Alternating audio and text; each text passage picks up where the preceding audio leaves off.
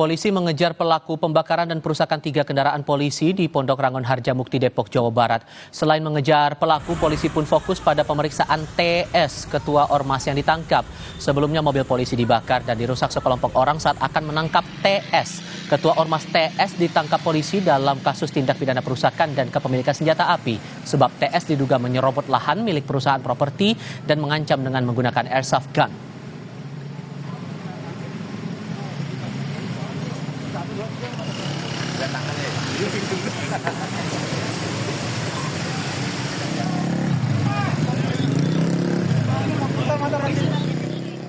Dan selesai sudah Kompas Petang untuk kali ini. Saya Tifal Solesa. Saya Cindy Permadi. Terima kasih. Selamat berakhir pekan. Sampai jumpa.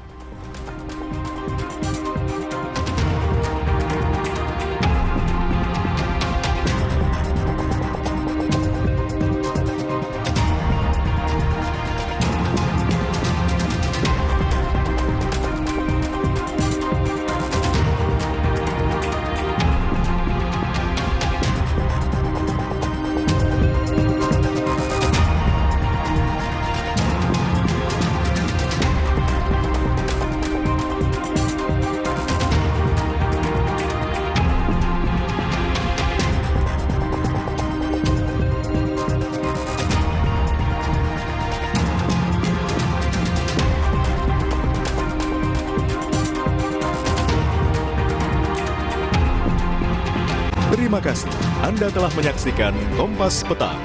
Didukung oleh